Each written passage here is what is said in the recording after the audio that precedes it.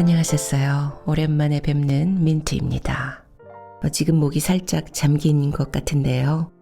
이따가 또 비가 온다는 거예요. 느긋하게 하려고 그랬는데 비가 온다는 바람에 새벽에 일어나서 녹음을 하고 있습니다. 그래서 목이 살짝 잠긴 상태인데요. 본문 내용은 비가 안 올 때 해서 괜찮을 겁니다. 이번엔 야담을 준비했는데요. 야담은 야사를 바탕으로 흥미롭게 꾸민 이야기를 말하고요. 야사는 또 민간에서 개인이 저술한 역사라고 정의하고 있습니다. 김동희님의 야담집 중에서요. 광왕자와 호동왕자를 준비했어요. 요즘 역사에 좀 관심이 가서 고구려 왕조실록을 보고 있는데요.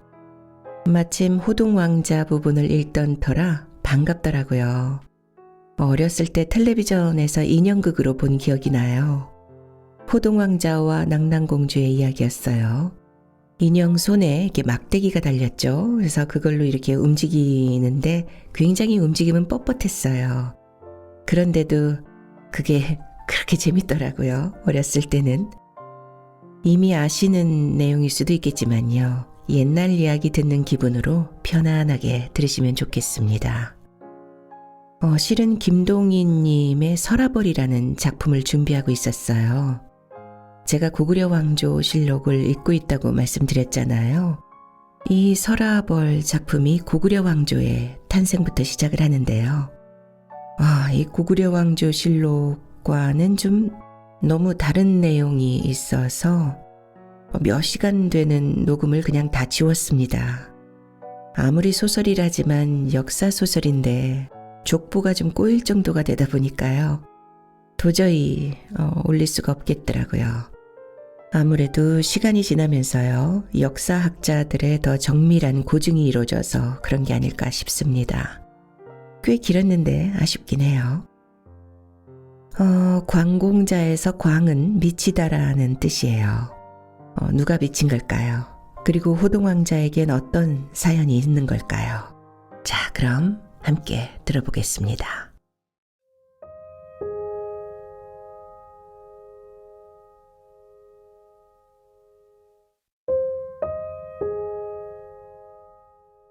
왕자 호동, 김동인. 무르익었던 봄빛도 차차 사라지고 꽃 아래서 돋아나는 푸르른 새 움이 온 벌을 장식하는 첫 여름이었다. 옥저 땅 넓은 벌에도 첫여름에 비친 완연히 이르렀다. 날아드는 나비, 노래하는 벌떼, 만물은 장차 오려는 성하를 맞기에 분주하였다. 이 벌판 곱게 돋은 잔디밭에 한 소년이 뒹굴고 있다. 그 옷차림으로 보든지 또는 얼굴 생김으로 보든지 고귀한 집도령이 분명한데 한 사람의 하인도 데리지 않고 홀로이 이 벌판에서 뒹굴고 있다. 일 없는 한가한 시간을 벌판에서 해바라기를 하며 보내는 듯이 보였다. 그러나 자세히 관찰하면 그렇지도 않은 모양이었다. 때때로 벌떡 일어나서는 동편 쪽 한 길을 멀리 바라보고 귀를 기울이고 그러다가는 다시 누워 뒹굴고 하는 품이 동쪽 한 길에 장차 나타날 무엇을 기다리고 있는 것이 분명하였다. 이러기를 한나절, 또 첫여름의 긴 해도 좀 서쪽으로 기운 듯한 때에 이 소녀는 또다시 벌떡 일어나 앉았다. 그리고 귀를 기울였다. 소녀는 비로소 방긋 웃었다. 그리고 빨리 일어나서 좀 이편 쪽에 있는 수풀에 몸을 숨겼다. 거기는 이 소년의 승마인 듯한 수안장의 백마가 한 마리 소년을 기다리고 있었다. 이 소년이 수풀에 몸을 숨기자 저편 한 길에는 완연히 임마의 소리가 났다. 그 소리가 차차 커지면서 한 길에는 한 행차가 나타났다. 낭랑태수의 최리의 노부였다. 문무 대신의 시위를 받은 최리의 수레가 지금 대궐로 돌아가는 길이었다. 소녀는 잠시 그 수레를 바라보았다. 바라보는 동안 소년의 얼굴에는 차차 긴장매가 돌았다. 소녀는 문득 허리를 굽혀서 한 개 돌멩이를 집었다. 다음 순간 그 돌멩이는 소리를 내며 날았다. 소년의 겨냥은 틀리지 않았다. 소년의 손을 떠난 돌은 낭낭태수 최리의 수레를 끌던 말의 뒷다리에 가 맞았다. 다리에 날쌘 돌을 맞은 말은 한 번 껑충 뛰었다가 전속력으로 달아나기 시작하였다. 태수의 권력으로 구하여 드렸던 명마가 힘을 다하여 달아나는지라 그 속력은 놀라웠다. 의외의 사변에 시위했던 문무대신들이 놀라서 태수의 수레를 붙들고자 뒤를 따랐으나 그들의 말이 수레의 말을 따를 수가 없었다. 옥저 넓은 벌 동쪽 끝에서 돌을 맞은 말은 그 넓은 벌을 무방향하고 막 달아났다. 수레 위에 최리는 비명을 내며 구원을 정하였으나 각일각 대신들의 말과는 거리가 더 멀어갈 뿐이었다. 소녀는 잠시 미소하면서 이 꼴을 바라보았다. 그러다가 최리의 수레가 꽤 멀리 간 뒤에야 비로소 거기에 메어두었던 자기 말의 곱비를 풀고 말 등에 올라앉았다. 백룡아, 어디 네 발을 한번 시험해볼까? 말등에 올라앉아서 갈기를 한번 두들기고 소년은 숲에서 나섰다. 자! 소년이 한번 발로써 말 배를 찰 때에 말은 우렁찬 울음소리를 내고 발로 땅을 쳤다. 먼지가 일었다. 먼지뿐이었다. 다른 것은 보이지 않았다. 한 지점에 먼지가 갑자기 일어나면서 그 먼지는 순식간에 이동하였다. 말도 소년도 보이지 않고 단지 일어나가는 먼지 가운데서 말발굽 소리만 우렁차게 났다. 놀라운 속력을 가진 말이었다. 최리의 신하들의 말은 어느덧 뒤로 떨구었다. 그리고 일로 최리의 수레로 향하여 달려갔다. 돌개바람과 같이 앞으로 달려가는 먼지. 그 먼지는 차차 최리의 수레에 가까워갔다. 접근되었는가 생각되는 순간은 어느덧 말과 수레는 한 열에서 서게 되었다. 섞어라, 이 노마야! 이것이 소년의 입에서 나온 호령이다. 이 호령의 넓은 벌이 더릉더릉 울렸다. 이 호령에 수레의 말은 주춤하였다. 그 주춤하는 순간은 소년은 자기의 말에서 나는 듯이 수레의 말에게 옮겨 탔다. 소년의 주먹이 말 콧등에 힘있게 내렸다. 놀라서 무정처하고 닿던 말은 이 괴물에게 놀라서 그 자리에 서버렸다. 말이 서는 것을 기다려가지고 소년은 말에 내려서 수레의 인물에게 돌아섰다. 어떤 분인지 욕보셨습니다. 수레의 최리는 얼굴이 창백하여가지고 소년을 굽어보았다. 어떤 아이인지 고맙다. 하마터면. 그러나 소년이 그 말을 중도에 끊었다. 말씀 좀 조금 높이십시오. 나는 고구려 왕자 호동이요. 오, 네가 일찍 소문에 듣던 호동이냐? 나는 낭낭왕 최리로다. 듣던 바에 지지 않는 호협 소년, 고맙다. 이 말을 듣고 소년은 한 걸음 물러섰다. 그리고 다시금 인사를 드렸다. 그렇습니까? 누구신 줄 모르고 그만. 아니, 괜찮다. 고맙다. 너 아니더면 큰 욕을 볼 뻔했다. 때는 고구려 대무신왕 15년, 지금부터 1900여 년 전. 호동왕자는 낭낭태수의 최리의 강권에 못 이기는 채 하고 낭낭대궐에 같이 갔다. 낭낭궁중에서는 호동을 극진히 대접하였다. 첫째로는 인국 왕자로도 대접이 융숭하겠거니와 태수 최리의 생명의 은인으로서의 대접까지 겸하였는지라 세세한 점까지 부족이 없도록 융숭히 대접하였다.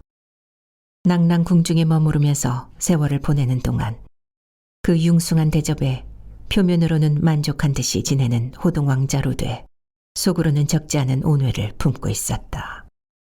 패기만만하고 돋아오는 해와 같이 구분이 융성한 고구려는 일찍부터 이 낭랑을 정벌하려는 마음을 품고 있었다. 적이 있으면 반드시 싸우고 싸우면 반드시 이기는 고구려 나라로서 이 낭랑을 정벌할 생각을 품은 것은 당연한 일이었다. 더욱이 이곳은 단군의 예터가 아니냐.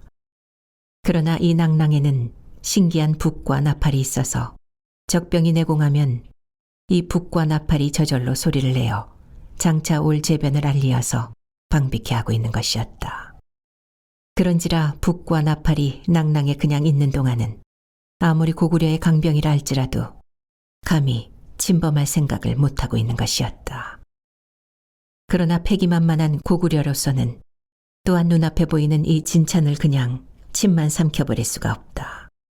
어떻게든 이를 정벌치 않으면 속이 펴이지 않았다. 정벌기 위해서는 반드시 그 북과 나팔을 없이 하지 않으면 안 되었다. 어찌할까?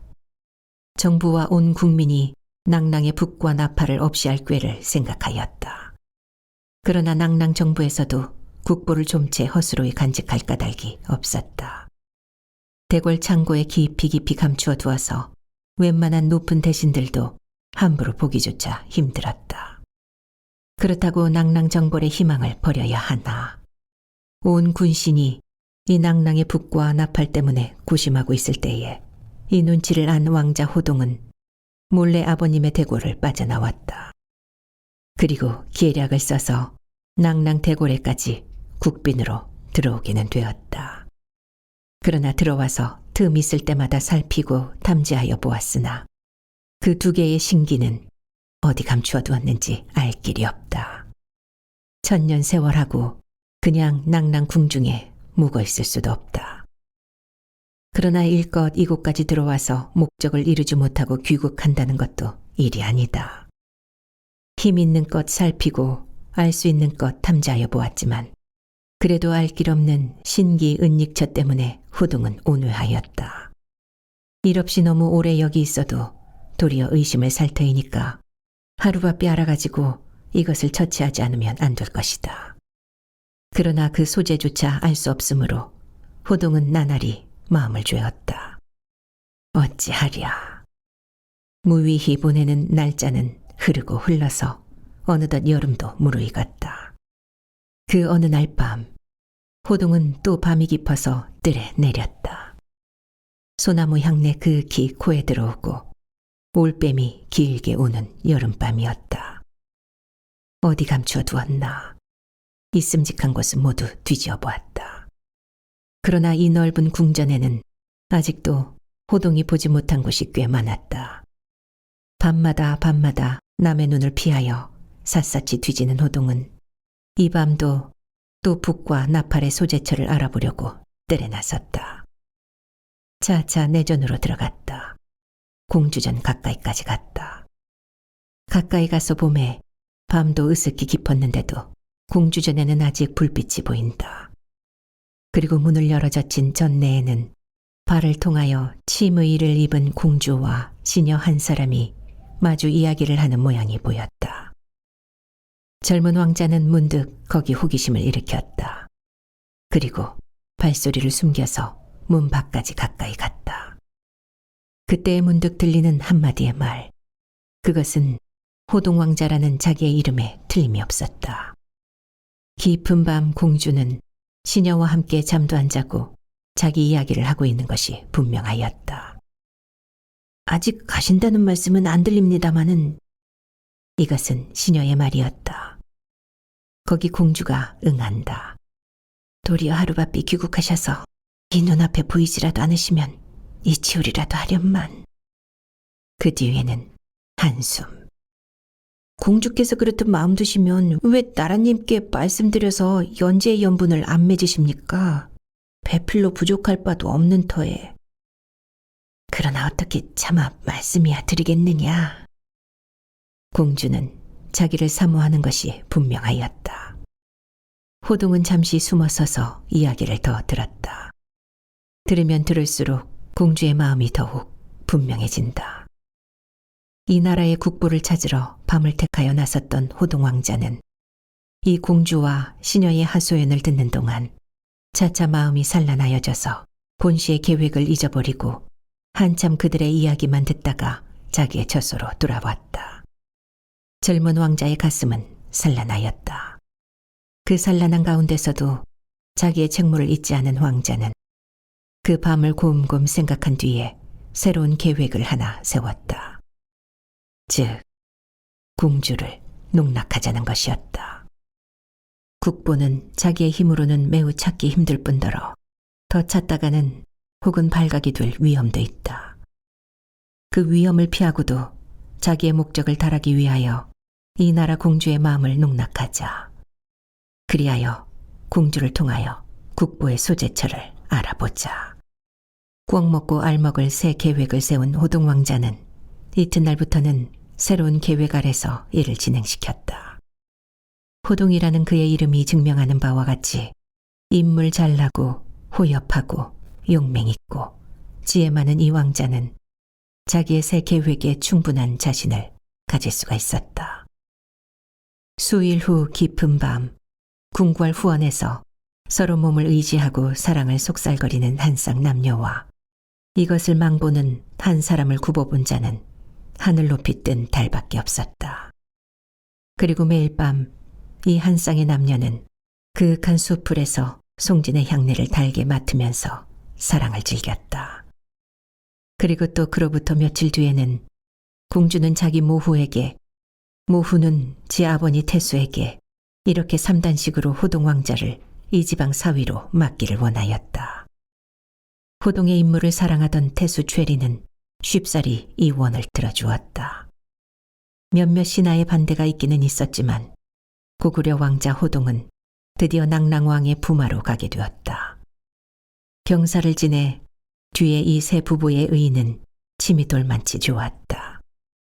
태수 최리는 흔히 내관을 시켜서 몰래 가서 세 부부를 엿보게 하였다. 그리고 그 매번을 세 부부의 의좋게 마주 앉아 있는 모양을 듣고는 혼자서 만족히 웃고 하였다. 그러나 호동 왕자로서는 단순히 이 신혼의 재미에 한껏 잠겨 있을 수가 없었다. 자기의 등에 짊어져 있는 크나큰 책무 때문에 남모르게 늘 혀를 채고 하였다. 한 책략으로서 건 사랑이요, 책략 때문에 성립된 결혼이로돼 결혼하고 나니 나날이 새 아내에게 대한 애정도 늘어간다. 그러나 애정이 늘어가는 한편으로는 자기의 책무도 또한 잊을 수가 없는 이 왕자는 새 아내와 즐거이 담화를 하면서도 마음으로는 늘 무겁디 무거운 기분을 느끼지 않을 수가 없었다. 결혼만 하면 손쉽게 알아질 줄 믿었던 붓과 나팔의 소재처도 급기 결혼하고 봄에 마음대로 되지 않았다. 자기는 고구려의 왕자, 아내는 낭랑의 공주. 붓과 나팔은 고구려와 낭랑의 국교상 예민한 관계를 가진 물건. 이런지라 공주에게 물어보기도 난처하였다. 물어보아서 공주가 무심히 들으면 문제가 없거니와 조금이라도 눈치 이상이 여겼다가는 이야말로 긁어부스럼이다. 눈치 이상이 보았다가는 신기는 더욱 깊이 감출 것이며 아울러 공주와의 세에 파경지탄까지도 생기지 않으리라고 어찌 보장하랴. 뜻대로 일이 되지 않기 때문에 호동 왕자는 우울한 심사로 나를 보냈다. 그러면서도 또 한 가지 마음에 걸리는 것은 고구려 본국의 일이다. 부왕께 아무 의논도 없이 몰래 대궐을 벗어나서 이곳에 온 지 벌써 수사. 자기를 유난히 사랑하시던 부왕은 지금 얼마나 근심하고 계실까. 손쉽게 목적을 달하리라고 속단하고 부왕께 고하지도 않고 왔거니와 와서 이렇듯 날짜가 길어지니 거기 대하여서도 매우 마음이 걸렸다. 호동 왕자는 낭랑궁실에서 즐겁고도 마음 괴로운 날짜를 하루 이틀 거듭하고 있었다. 여름도 거의 간 어떤 날, 호동 왕자는 드디어 공주에게 귀국할 의사를 말하였다.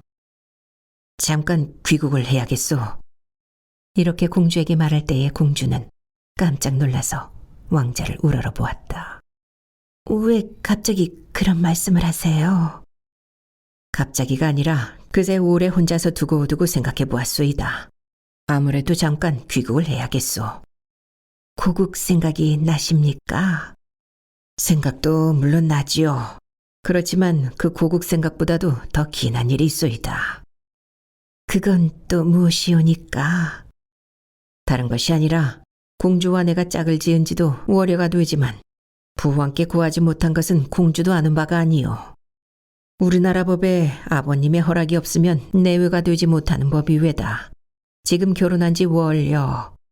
나날이 정은 깊어지지만 우리나라 법으로 말하자면 공주는 아직 내 아내가 되지 못한 셈이 외다. 그러니까 일단 귀국해서 부왕의 윤허까지 얻어서 당당한 부부가 되어야 할 것이 아니오. 내 귀국해서 부왕의 윤허를 얻고 수레를 보내서 데려갈 테니 그날까지 잠깐 상별치 않으면 안 되겠소이다. 할 수 없는 일이었다. 까닭이 이렇게 붙는 이상은 어찌하랴.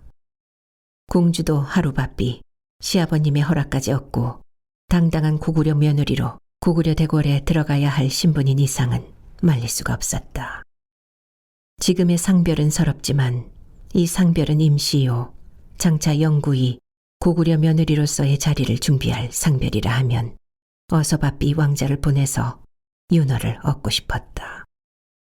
이리하여 호동왕자는 낭랑태수 장인에게까지 허락을 받고 귀국의 길을 떠났다. 공주는 교회에까지 수레를 같이 타고 나가면서 이 상별을 울었다. 잠시의 상별이 남아 떠나기가 싫었다. 그런 특별한 조건이 붙는 작별이 아니라면 보내기가 싫었다. 그럼 얼른 윤허를 받으시고 저를 데려가 주세요. 내 힘껏 해보리다. 한각을 삼초와 같이 기다리리다. 매일 한 번씩 기별해 주세요.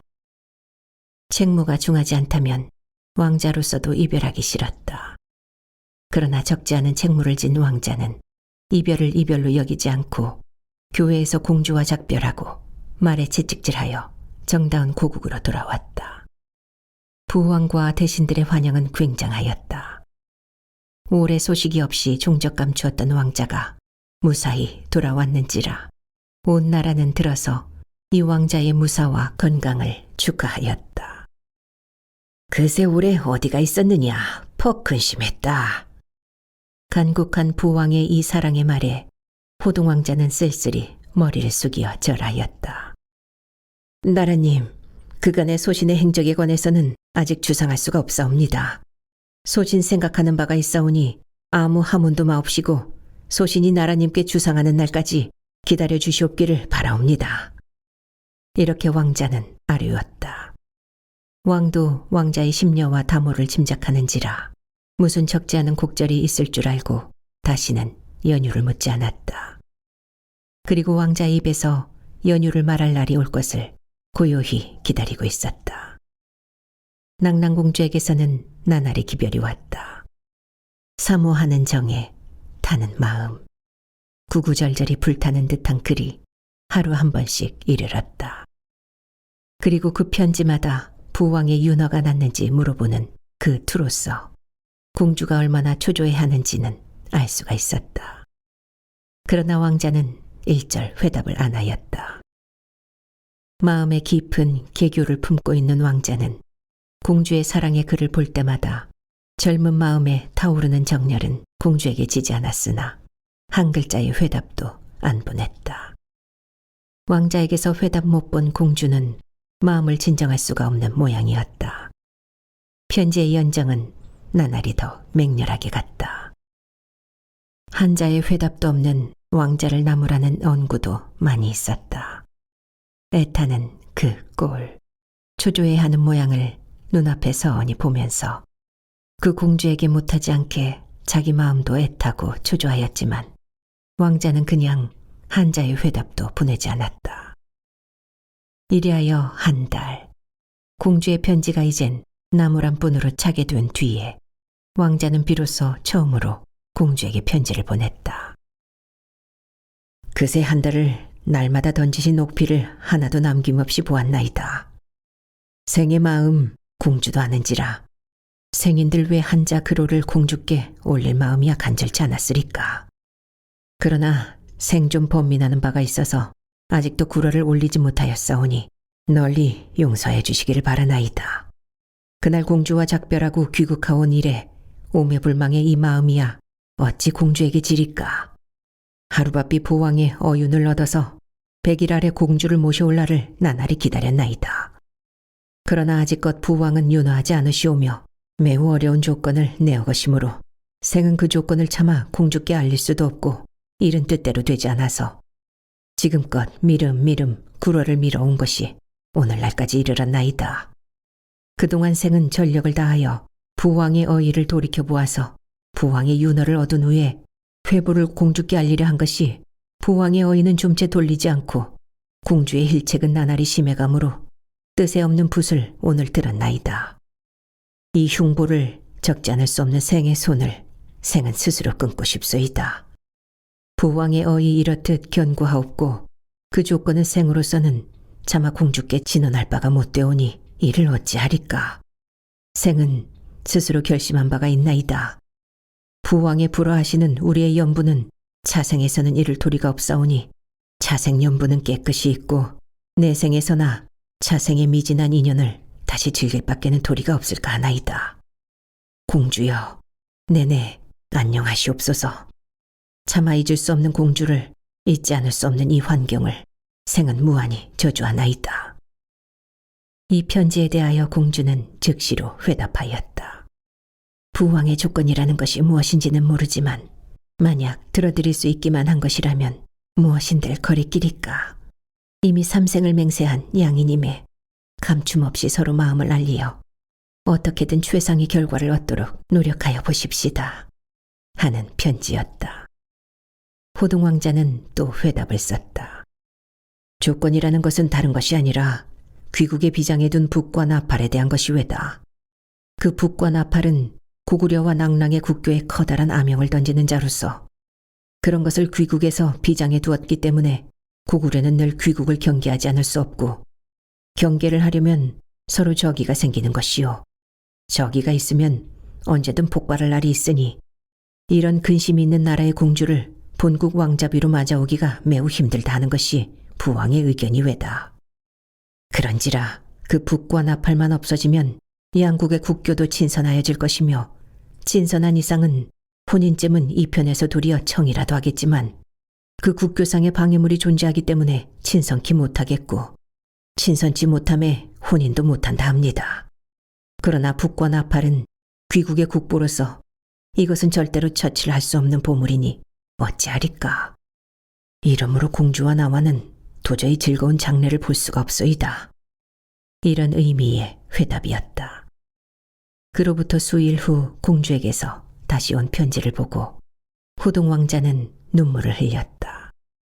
소녀가 몰래 그 북과 나팔을 깨뜨려버렸습니다. 이건 모두 오로지 낭군을 어서 뵙고 싶은 정열에서 나온 바이니 인제는 부왕께 그대로 고하시와 소녀를 데려가시도록 채비를 하여 주시옵소서 하는 뜻이었다. 이 넘치는 정열이 눈물겨웠다. 이 정열에 대하여 책략으로서 응한 자기의 태도가 얼마간 부끄럽기도 하였다. 더구나 자기도 또한 공주에게 지지 않도록 사랑하는 몸이라 무슨 큰 죄나 지은 듯하기까지 하였다. 나라님, 소신의 흉중에 깊이 감추어뒀던 책무를 오늘 주상할 날이 이르렀습니다. 부왕께 아련한 호동왕자는 이렇게 아뢰었다.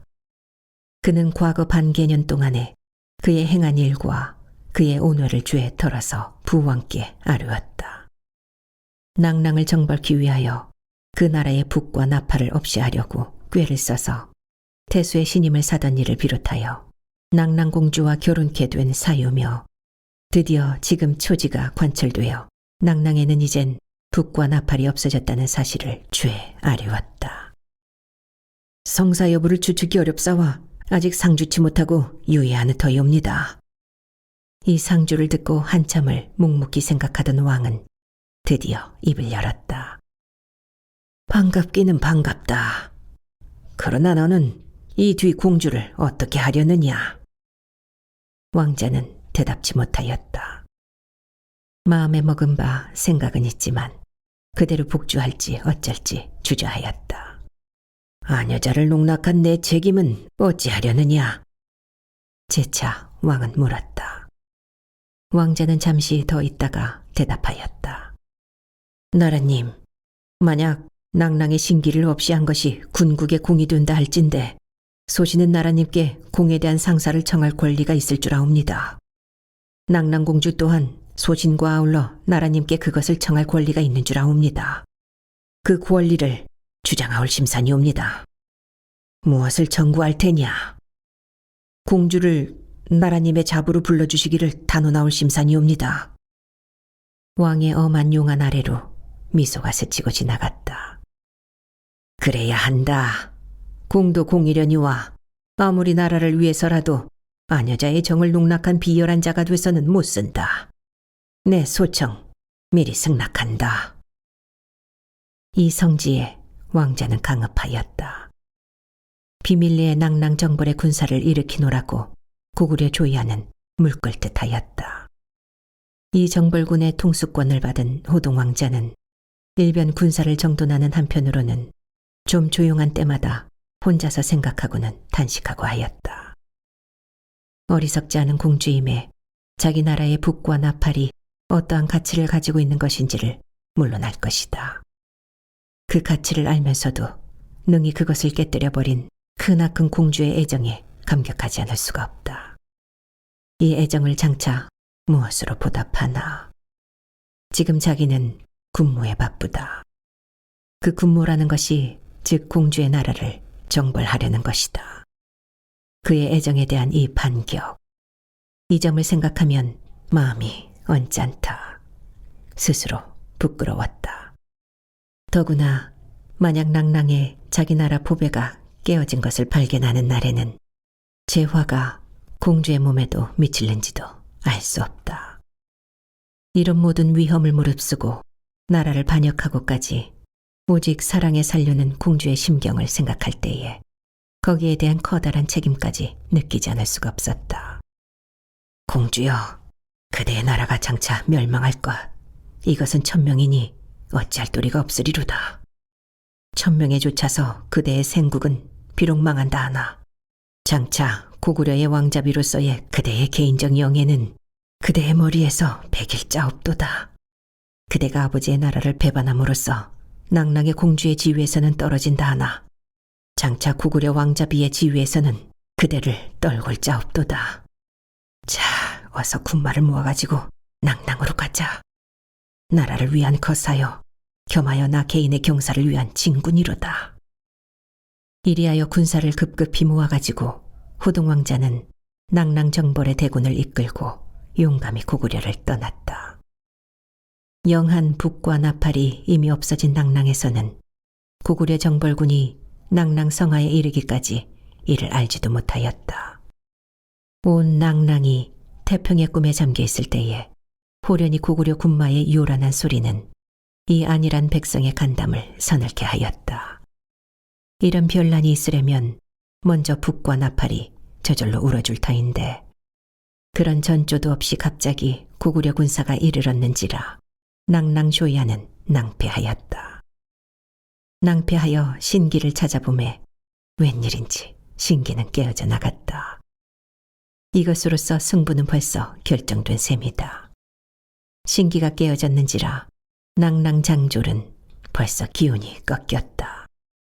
싸울지라도 반드시 질 것으로 믿었는지라 어차피 질 전쟁은 애당초 하기부터 피하려 하였다. 의기 하늘을 찌를 듯한 고구려 군사와 미리부터 기운 꺾인 낭랑 군사의 싸움이라 이것은 전쟁 같지도 않았다. 두어 번 살을 쏘아본 뒤에는 낭랑 군사는 장수의 명령도 듣는 둥 마는 둥 제각기 도망쳐버렸다. 그리고 고구려 군사는 성 안으로 물밀듯 밀려들어왔다. 고구려 군사가 성하에서 싸움을 돋을 동안 궁중에서는 신기 깨뜨린 범인을 물색하였다. 그러나 그것이 공주의 행사며 그 행사가 호동왕자의 지위에서 나온 것인 줄을 알 때에 군신의 노염은 극도에 달하였다. 이리하여 고구려 군사가 한창 성내로 물밀듯 물려들어오는 그때에 왕궁에서는 아버지 왕 칼 아래 낭랑공주는 한계 죽음으로 변하여 버렸다. 그의 사랑하는 호동이 지금 이 대궐을 향하여 말을 달려오거늘 그의 아버지의 노염의 칼 아래 애처로운 죽음이 되었다. 그리고 군씨는 고구려 군사를 피하기 위하여 대궐을 뒤로하고 달아났다. 공주는 어디 있느냐? 정벌군의 선봉에서 장군들을 뽑아들고 백마에 높이 앉아 낭랑 성중으로 들어온 호동왕자는 이 소란의 도시에서 공주를 구해내고자 부하 장령들을 뒤에 남기고 단신 대궐로 달려왔다. 휑하니 열린 대궐로 말을 달려 들어오며 보매 텅 빈 듯한 가운데 공주인 듯한 자가 홀로 정전뜰 앞에 엎드려 있다. 왕자는 그리로 말을 달려갔다. 그리고 그는 말에서 뛰어내리면서 뜰에 엎드린 여인의 몸을 부둥켜 안았다. 아! 왕자의 팔에 부둥켜 안겨서 올라온 자는 여인의 상반신 뿐이었다. 하반신은 그냥 땅에 엎드린 채 그리고 그 아래는 피가 펑하니 괴어 있었다. 너무도 놀라서 하마터면 떨어뜨릴 뻔한 여인의 상반신의 얼굴을 보매 틀림없는 공주였다. 공주! 그러나 무슨 대답이 있으랴. 텅 빈 대궐에는 공주를 부르는 왕자의 애교성만 울렸다. 공주, 공주! 아직도 몸에 남아있는 그 온기로서 참화를 본 지도 얼마 지나지 않았다는 것을 알 수가 있었다. 한 걸음만 더 빨리 왔다면 구해낼 수도 있었을걸. 공주의 상반신을 높이 쳐들고 부르짖는 호동왕자. 그의 눈에서는 눈물이 비오듯 하였다. 낭랑정벌에는 성공하였다. 일단 몸을 피했던 최리며 부하들도 모두 고구려 군사에게 발견되어 붙들려왔다. 공주만 만약 살아있었다면 혹은 호동왕자도 최리는 사랑하는 아내의 아버지라 생명은 유지되었을는지도 모르겠으나 지금의 최리는 왕자에게는 단지 적국 추장일 따름이었다. 그 위에 공주를 죽인 원수일 따름이었다. 최리 이하의 장졸은 모두 군율로 시행하였다. 승전은 하였다. 승전군이라고 장졸들은 모두 기뻐서 날뛸 때에 승전군의 통수인 호동왕자는 쓰린 심사에 늘 혼자 속으로 울었다. 이번 첩보와 함께 공주 죽은 사건이 고구려 서울까지 들어가매 왕은 승전을 축하하는 동시에 왕자의 심경을 짐작하고 참사한 공주의 무덤에 왕후의 예에 따라서 능호를 허락하였다. 그러나 이만 일로서 왕자의 마음이 돌린 까닭이 없었다. 온갖 축하연, 전처변을 모두 물리치고 호동왕자는 늘 홀로 쓸쓸히 공주의 새 능전에 배회하였다. 전첩도 국토 확장도 모두 지금의 왕자에게는 쓸쓸할 뿐이었다. 이렇듯 공주를 잃을 줄 미리 알았던들 그는 애당초에 다른 방도를 취하였을 것이다. 낭랑은 고구려 강역에 편입되었다. 그리고 정벌군은 위에 당당히 고국에 개선하였다. 그러나 이날 가장 빛나는 얼굴로서 선봉에 서서 들어와야 할 개선장군 호동왕자의 얼굴은 너무나도 음침하고 쓸쓸한데 고구려 백성들은 경의에 눈을 던졌다. 대고구려 만만세 하옵소서. 개선장군 만만세 하옵소서. 호동왕자 만만세 하옵소서.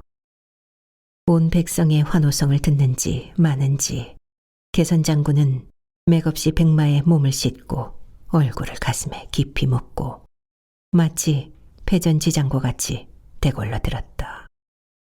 그리고 대궐에서 왕 이하 묻 신하들의 축하를 그냥 거절하고 왕자궁으로 들어가서 거기서 비로소 목을 놓아 울었다. 가을 해가 서쪽 벌판에서 뉘엿뉘엿 넘어가려 한다. 바야흐로 하늘을 찌를 듯한 고구려의 세력이 한토의 낭랑까지도 집어삼켜서 어젯날까지도 낭랑 서울이던 땅이 오늘은 고구려의 일읍으로 되었다. 그 새 읍의 교회 멀리 폐수를 굽어보는 아담한 잿등에 한 개 새로운 무덤이 서 있다. 고귀한 사람의 무덤인 듯 그 앞에 아루새긴 돌이며 무덤의 높이가 보통 평민의 무덤은 아니었다. 그리고 이 근처의 무덤이 모두 한풍을 띈 데 반하여 이 무덤만은 고구려풍이었다. 황혼의 해를 등으로 받고 고요히 누워있는 이 무덤 위로 깃을 찾아가는 뿐만 아니라 몇 마리의 까마귀가 울며 지나간다. 황혼의 교회, 황혼의 무덤. 고요한 사위였다. 황혼도 어느덧 대지로 사라지고 불구스름한 가을달이 동력 하늘로 솟아올랐다. 동력 하늘에 솟아오른 달의 그림자가 소 한 마리의 길이쯤 높이 오른 때였다. 한 사람의 그림자가 벌판에 나타났다. 말을 타고 이 잿등으로 향하여 달려온다. 말은 쉽지 않은 명마로서 그 걸음걸이며 숨소리의 웅장함이 가히 욕말아 할 듯하나 맑게 오른 주인은 기운이 하나도 없이 말이 달려가는 대로 버려두는 모양이었다.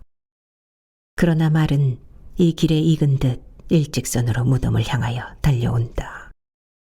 이윽고 무덤까지 달려온 말은 무덤 정면을 피하여 측면으로 돌아갔다.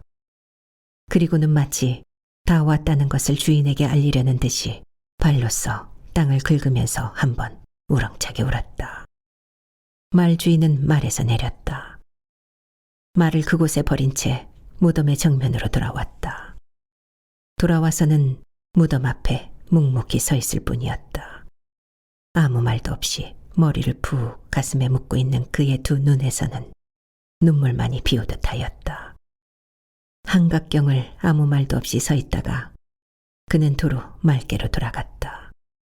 다시 맑게 오른다. 그런 뒤에는 다시 아까 온 길로 돌아간다. 호동왕자였다. 낭랑공주의 무덤을 찾아왔던 것이었다. 지금의 고구려에서는 낭랑을 정복하였다고 그 승전 축하 기분이 아직도 온 나라에 넘쳐 있다.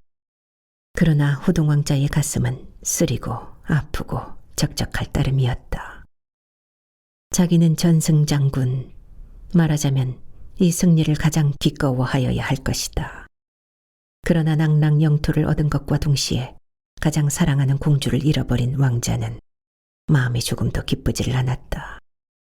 낭랑을 정벌한다는 것은 연례 고구려의 숙망으로서 그 숙망을 이루었음에 당연히 기꺼워해야 할 것이다. 바야흐로 늘어가는 국력은 이제도 연하여 남으로 정벌을 거듭하여 대고구려 제국을 건설해야 할 것이다. 이만 것을 모르는 왕자가 아니었으며 이만 야심을 안 가진 왕자가 아니었지만 이번에 낭랑 정벌의 결과로서 생긴 공주의 참변은 왕자에게는 가슴 아팠다. 더구나 공주는 자기 때문에 목숨을 잃지 않았는가. 낭랑의 국부인 나팔과 북을 깨뜨려 버렸기 때문에 낭랑 태수 최리의 노염을 사서 참하지 않았는가. 북과 나팔을 깨뜨리라고 지시한 사람은 자기가 아니었던가. 낭랑을 정복하자면 그 나라의 국보로 되어 있는 북과 나팔을 먼저 없이하여야 하겠으므로 공주의 힘을 빌어서 그것을 깨뜨리지 않았는가. 낭랑의 북과 나팔이 없어진 덕에 고구려는 손쉽게 낭랑을 정벌하였다. 말하자면 이번의 승리는 공주의 덕이라 할 수도 있다. 공주는 오로지 왕자 자기에게 대한 애정 때문에 제 나라에 반역을 한 것이다. 이 크나큰 사랑에 대한 보수도 받지 못하고 공주는 저 세상으로 갔구나. 온 고구려는 전승 축하 기분으로 들떠있을 이때에 그 전승의 제일 공로자인 공주는 승리를 보기 전에 저 세상으로 갔구나. 한 걸음만 더 빨리 왔다면 혹은 공주를 구해냈을는지도 모를 것을 생각하면 생각할수록 왕자의 가슴은 더 아프고 쓰릴 따름이었다. 새로이 묻은 이 무덤. 지금 이 무덤 아래서 썩어 들어갈 공주의 몸을 생각하면 지난날 낭랑 궁중에서 자기 품 안에서 기뻐 떨던 공주가 연상되어서 가슴 우벼내는 듯하였다. 공주여, 공주여. 부르나 부르나 대답 없는 무덤 앞에 부르면 무엇하리. 그러나 또한 부르지 않을 수 없는 심사를 어찌하리. 눈물만 한없이 솟을 뿐이다. 나날이 초췌하여가는 호동왕자의 꼴은 아버님 왕께도 딱하였다. 왕도 호동의 가슴 아파하는 까닭을 짐작한다. 왕자가 그 언제 낭랑정벌군의 원수로 출정하려 할 때 네가 전승하면 상으로 무엇을 주랴 물음에 그때 왕자의 대답이 소신은 다른 소망이 없사옵니다. 낭랑공주로서 왕자비를 삼아 줍시사 하지 않았던가. 전승을 하면 당연히 데리고 올 줄 믿었던 공주를 잃어버리고 우울한 얼굴로 마치 폐군지장과 같이 개선하였으며 그 뒤로부터 차차 음침해가고 조취해가며 듣건대 간간단신 말을 달고 대궐을 벗어나서 일량일씩 없어졌다가 다시 돌아오며 한다는 것을 보니 이것은 정령코 잃어버린 낭랑공주에게 대한 상사병이었다. 이 호동왕자는 왕후의 소생이 아니었다. 왕후께는 아직 소생이 없고 후궁의 몸에서 난 왕자였다. 왕후 아직 늙지 않았음에 장래를 알 수 없지만 왕으로서는 이 왕자에게 큰 촉망을 두고 있었다. 그런 뜻을 노골적으로 표시한 적은 없었지만 왕의 내심으로는 왕비가 장래에도 소생이 없기를 은근히 바라기까지 하였다. 보아하니 호동왕자는 아직 소년의 경을 면치 못했지만 그 견식으로든 역량으로든 당당한 인물만 모여있는 고구려 조정에서도 가장 빼어나는 인물로서 장래 이 나라를 부탁함에 조금도 근심되는 점이 없는 소년이었다. 왕후께 장래 소생이 있다손 칠지라도 어떤 자식이 낳는지 알 수 없는 바며 비록 걸출이 난다 할지라도 호동보다 더한 인물이 나리라고는 믿지 못할 바다. 그러면 도리어 왕후에게는 소생이 없고 이 호동왕자가 장차 당신 승하 후에는 고구려 임금의 자리를 점령하는 것이 국책상으로 가장 바라는 바였다. 이만한 촉망을 두었으리만치 왕의 이 왕자에게 대한 사랑은 큰 것이었고 그 사랑이 크니만치 이 즈음의 초췌한 모양을 볼 때마다 왕은 매우 근심되었다. 하루는 왕은 조용히 왕자를 불렀다. 이야, 네 마음에 무슨 근심이 있으면 다 말해보아라. 이 말에 왕자는 잠깐 생각한 뒤에 대답하였다.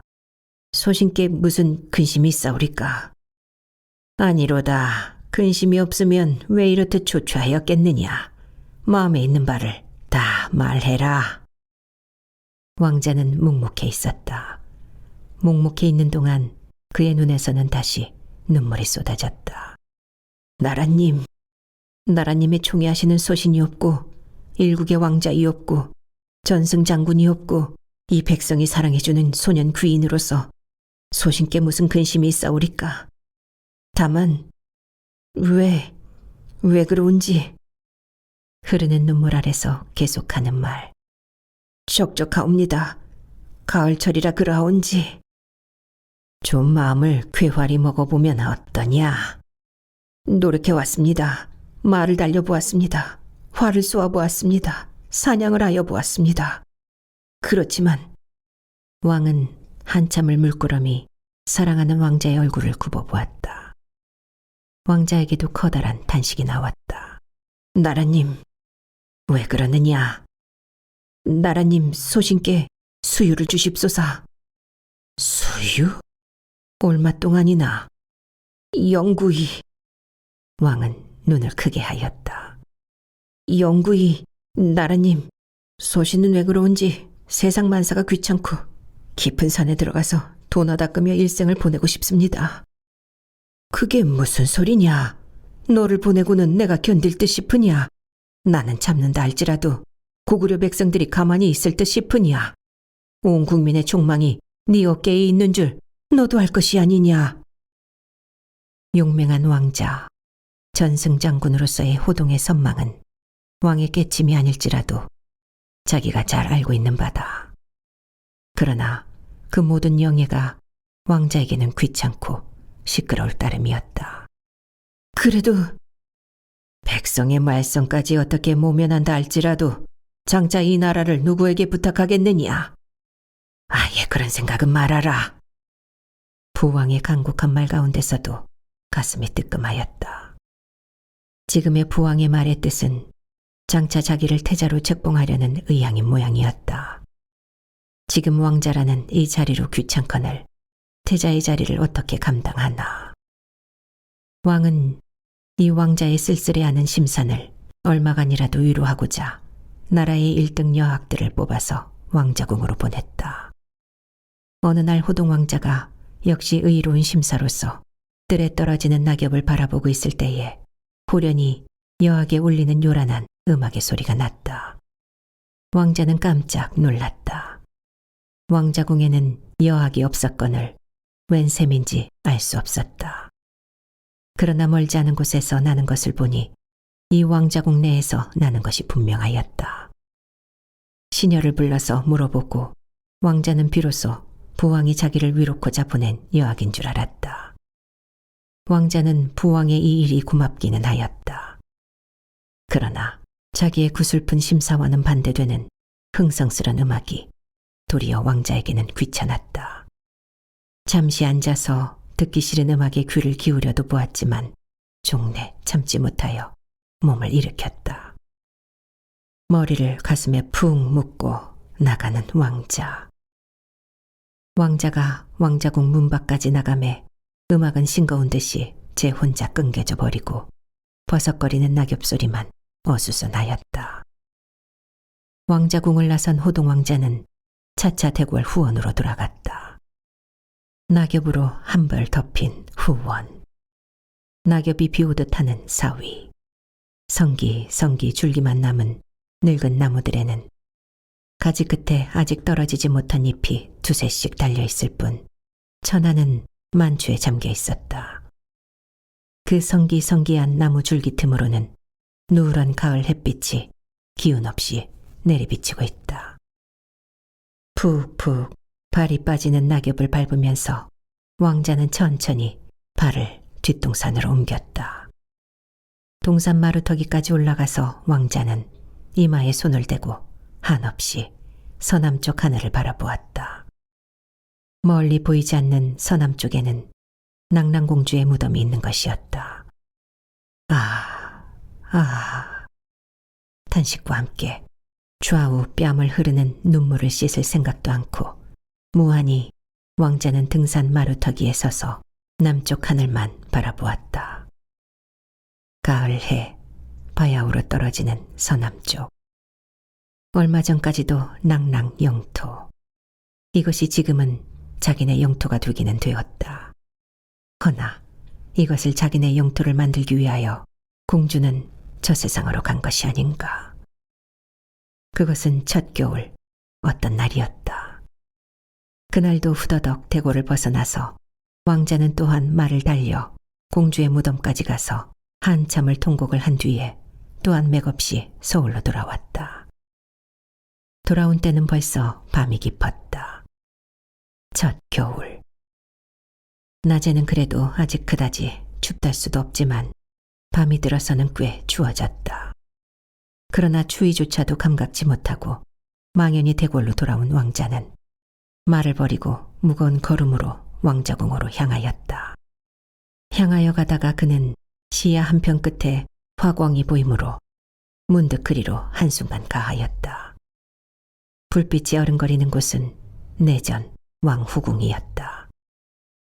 왕자는 의아히 여겼다.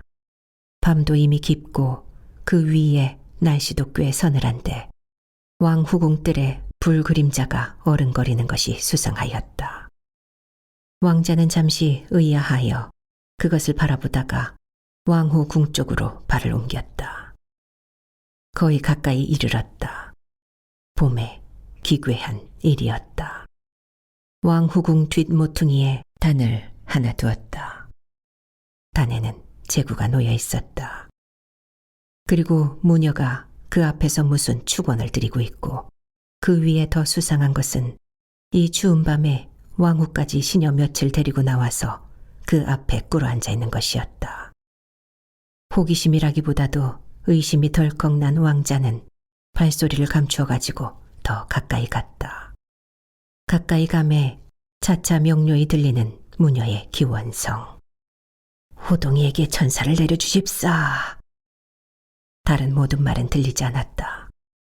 이 한마디만이 명료히 들렸다. 왕자는 가슴이 덜컥하였다. 그는 황황히 도로 발소리를 감추어 가지고 왕자궁으로 돌아왔다. 맹나고 괴상이 떨리는 가슴. 왕자궁으로 돌아온 그는 궁인들을 모두 멀리 물리쳤다. 물리친 뒤에 그는 그 자리에 엎드려서 통곡을 하였다. 짐작이 가는 일이었다. 왕후는 자기를 미워한다. 지금 국왕 이하 온 국민의 신망이 모두 자기에게 있는지라 왕후는 이것을 꺼리는 것이었다. 아직도 왕후는 소생이 없다. 그러나 늙지 않은 몸임에 장래에도 그냥 소생이 없으리라고는 말할 수 없는 바다. 그러나 부왕 이하 온 국민의 신망이 죄 자기에게 몰려있는 만치 어느 날 자기가 이 나라의 태자로 책봉이 될는지 예측할 수 없다. 이번 낭랑 정복 이후로 조야의 신망은 더욱 두터워져서 태자 책봉의 여론도 꽤 높이 올라있는 모양이다. 그 위에 부왕도 나날이 자기를 더 어여삐 보니까 이 일이 언제 구체화될지 그것은 단지 시일 문제일 뿐이다. 이런 가운데서 왕후는 당신의 입장을 위태롭게 여기고 겸하여 장래 당신 몸으로 태자의 위를 호동에게 빼앗길까 두려워하며 지금 그 방자를 하는 것이었다. 자기는 태자의 위 따위는 부럽지 않다. 일찍이 탐내어 본 일도 없었다. 이전 낭랑공주가 아직 살아있고 그 낭랑공주를 왕자비로 맞을 공상을 할 때에도 한 번도 태자의 위를 동경하여 보지를 않았다. 이 나라에 충성된 신자로서 공주와 함께 부귀와 영화의 일생을 보내는 것이 최대 희망이었지 그 이상은 촌보도 나서본 일이 없었다. 공주를 잃은 뒤에는 지금은 단지 죽어지지 않으니 그냥 살아가는 것이지 살기조차 귀찮은 지경이다. 만약 죽어지기만 하면 자기는 달갑게 그 죽음을 맞이할 것이다. 그렇거늘 왕후는 왜 이다지도 야속한 행동을 하는가? 왕후께 대하여 아무 저기도 품고 있지 않은 자기를 왜 적으로 여기고 죽기를 축수하는가? 호동은 왕후의 심사가 너무도 야속하여 통곡하였다. 자기의 죽음을 축수하는 것이 미워서가 아니라 그런 비열한 행동을 하는 것이 딱해서였다. 그로부터 수일 후 호동은 어전에 불리어서 태자로 책봉할 내의를 들었다. 그때 호동은 단연히 이를 거절하였다. 나라님, 소신께는 과한 지묘시다. 어리석은 소신이 어찌 그런 중임에 견디리까? 굳이 말아주시옵소서. 사양치 말라. 너밖에는 후사도 없거니와 그 중임에 견딜 사람이 어디 있느냐? 아니옵니다. 몇십 몇백 년이고 더 기다립소서. 나라님 천추만세에 유언으로 책봉을 하셔도 늦지 않을까 하옵니다. 이리하여 아직 부왕 제위 중에는 황후께 태자가 탄생될는지도 알 수 없다는 뜻을 암시하였다. 왕도 왕자의 적적한 심경을 얼마만치라도 낫게 하고자 이 길보를 들려주었지만 당자가 굳이 사양하는 이상은 더 말하기도 어려웠다. 그래서 이 문제는 이만치 하여 유야무야 중에 사라지고 말았다. 그러나 이 소문은 대궐과 조정에 쭉 퍼졌다. 조정에서는 이 문제를 당연한 문제로 여겼지만 왕후에게는 청천벽력이었다. 신령께 축원하여 호동왕자의 생명을 없이 하려던 왕후는 인젠 그런 유유한 방책을 쓸 수가 없었다. 문제는 목첩에 임하였다. 빨리 어떻게든 해결을 짓지 않으면 호동이 태자로 책봉이 될는지도 알 수 없다. 호동만 태자로 책봉이 되면 호동의 생모 후궁에게는 영화가 이르는지 알 수 없지만 당신의 위라는 것은 허위에 지나지 못한다. 지금 아무리 왕후라 할지라도 태자의 생모가 못 되는 당신은 장차 태자가 등극할 때는 귀찮은 존재로 되어버리고 말 것이다. 당신 하나면 그도 또한 참을 수 있으려니와 만약 장차 당신 몸에서 왕자까지 탄생되고 보면 어떻게 될까? 당신 몸에서 왕자가 탄생되면 왕의 적출 장자로서 당당히 장래 이 나라의 국왕이 될 인물이다.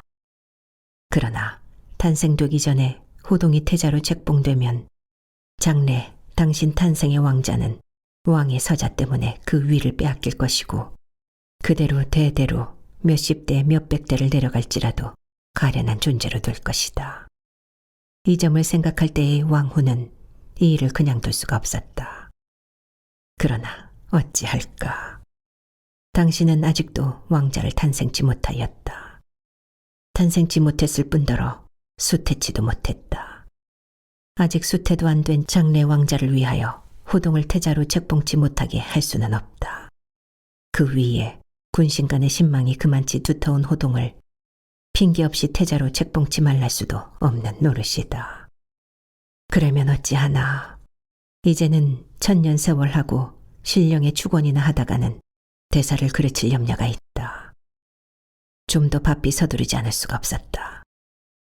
이리하여 왕후는 어떤 조용한 기회를 타서 왕께 호동왕자를 참소를 하였다. 나라님. 왕의 앞에 머리를 푹 수그리고 울기만 하는 왕후를 왕은 달랬다. 왜 그러오? 나라님, 신을 죽여줍시사. 후는 그것이 무슨 말씀이오? 나라님께 죽을 죄를 지었습니다. 죽여줍시사. 왕은 의아히 여겨서 그냥 그 연유를 따져 물었다. 여기 대하여 왕후는 매우 주저하면서 품속에서 한 장 그로를 꺼내어 바쳤다. 그것은 위아래가 모두 찢기운 중에 단 한 구절만 아직 남아있는 편지의 조각이었다. 이루지 못할 소망을 그래도 단념치 못하고 못내 그리워하는 호동의 아픈 마음은 위에도 없고 아래도 없는 글이었다. 그러나 그 필적은 틀림이 없는 호동 왕자의 것이었다. 나라님, 호동이 신께 이런 편지를 보냈습니다. 이것이 모두 신의 미덕에서 나온 일이오니 신을 죽여주십사. 왕은 대답 없이 그 글만 보고 있었다. 용안이 완연히 불쾌하였다.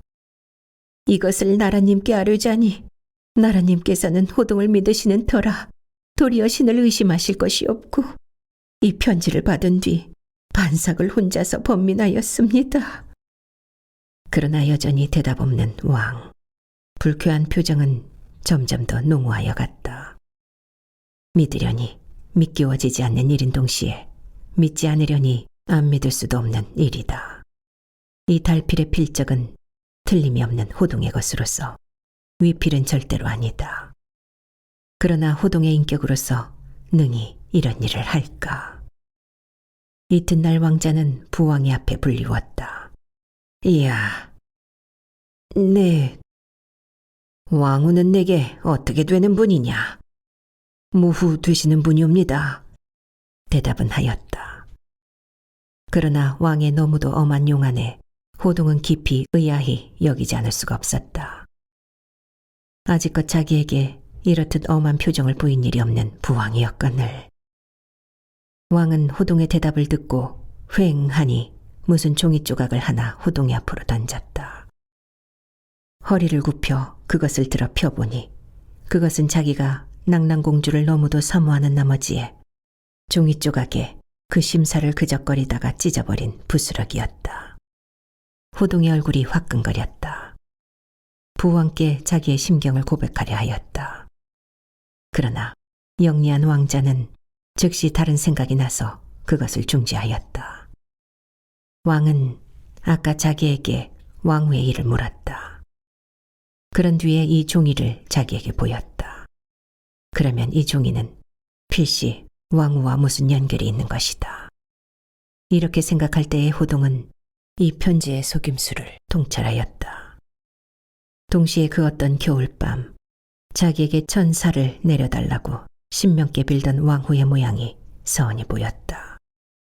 왕후는 신명께 자기를 죽여달라 빌었지만 이것이 성사가 되지 않으므로 방법을 돌려서 왕으로 하여금 자기를 죽이도록 하고자 계획하는 모양이었다.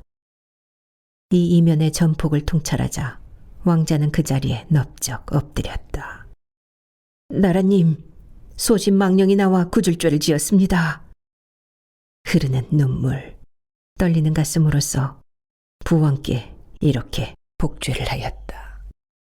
그래도 반신반의로 왕자를 힐난하던 왕은 왕자의 복죄를 보고 그만 기운이 빠진 모양이었다. 잠시를 뚫어져라 하고 왕자를 굽어보았다. 그런 뒤에 노염을 억누르는 모양으로 한마디씩 한마디씩 숨찬 소리로 괘씸한 놈 같으니 네 공적을 생각해서 이번만은 목숨은 부지되나 이렇게 말하고는 잠시 말을 끊었다가 냉큼 우리로 이 대궐에서 나가거라 호령을 하였다. 왕자는 푹 가슴에 머리를 묻고 왕자궁으로 돌아왔다. 뒤따라 들어오는 사람의 발소리가 들리므로 돌아보니 수년간을 충실히 왕자에게 시중들던 무장 하나가 따라온다. 왕자는 모른 체 하고 그냥 가려 하였다. 그러나 무장이 뒤따라와서 왕자의 맞은편까지 와서 섰다. 전하, 왜 전하의 청백을 변명을 안 합시오? 눈물을 쭉쭉 흘린다. 그 뜻은 고마우나 내 청백을 변명하자면 자연히 모후의 불미를 밝혀야 할 것. 인신되고 인자된 도리로서 못할 노릇이요. 그렇지만 전하, 억부나옵니다. 왕자는 그 말에 응하지도 않고 거실로 들어가 버렸다. 흐리던 일기가 저녁 때부터 근래 쉽지 않은 모진 눈보라를 치기 시작하였다. 바람소리 귀곡성같이 요란하고 완강한 대궐의 문들도 바람에 소란이 덜컥거리는 눈보라의 밤이었다.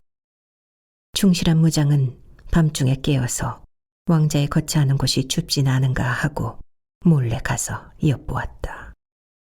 그러나 이맘때쯤은 호걸다운 놀라운 코고는 소리가 나든가 그렇지 않으면 불을 밝히고 그냥 앉아있든가 해야 할 왕자의 거실은 캄캄할 뿐 아니라 조용히 짝이 없다. 무장은 우들우들 떨면서 툇마루에서 한참 동안을 방 안의 동정을 엿들었다. 그러나 방 안에는 여전히 인기척도 없었다. 드디어 결심을 하고 들어가서 불을 밝히고 보매 왕자는 그 방에 없을 뿐더러 방 안이 정하게 정리되어 있으며 담벽에 걸려있던 낭랑공주의 족자까지도 없어진 것으로 보아서 왕자가 이 대궐을 벗어난 것이 분명하였다. 무장은 달려나가 보았다.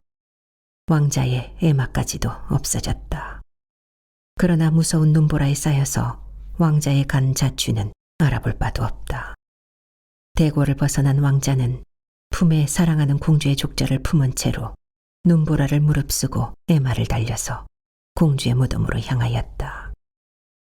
세상 만사가 귀찮은 가운데서 그래도 부왕의 애정분은 저버릴 수가 없어서 살기 싫은 목숨을 그래도 부지하여 오던 왕자는 지금 부왕의 의심까지 산 이상에는 더 살아갈 필요며 의무도 없었다.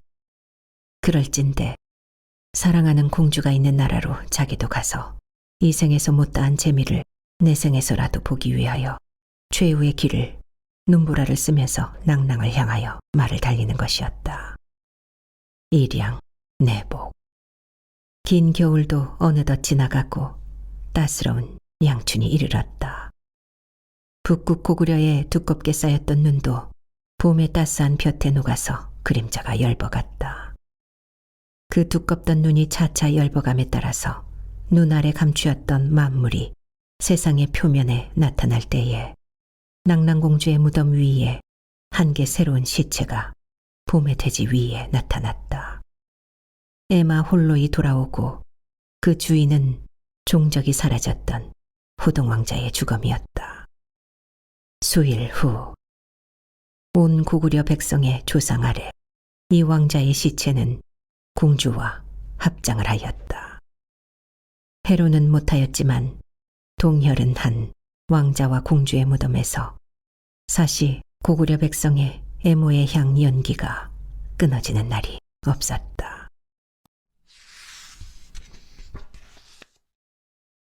광공자. 걸피 방 안에 앉아서 추녀 아래로 보이는 하늘을 무심히 우러르고 있을 때에 휙 지나간 것은 아무 의미도 없는 낙엽이든가 그렇지 않으면 하늘 나는 새일 것이다. 소년이라 보자면 아직 소년이요, 청년이라 보자면 넉넉히 한계 청년이 되었을 나이의 공자. 현재 이 나라의 왕세자요, 장차의 임금이 될 지존한 소년 공자였다. 오늘 우러르는 하늘이나 어제 본 하늘이나 같은 빛과 빛의 하늘이었다. 명랑하였다. 밝았다. 장쾌하였다. 1000년 전에도 그 빛이었을 것이다. 1000년 뒤에도 또한 그 빛일 것이다. 그러나 작년 이맘때 꼭 이 자리에서 그 하늘을 우러르던 그날의 심경과 오늘의 심경은 왜 이다지도 다른가. 전하, 아버님, 상감마마. 속으로 2번, 3번 불렀다. 공으로 보자면 임금이요, 사로 보자면 아버님 되는 분을 속으로 부르고 또 부르는 동안 이 소년의 눈시울로는 하염없이 눈물이 흘렀다.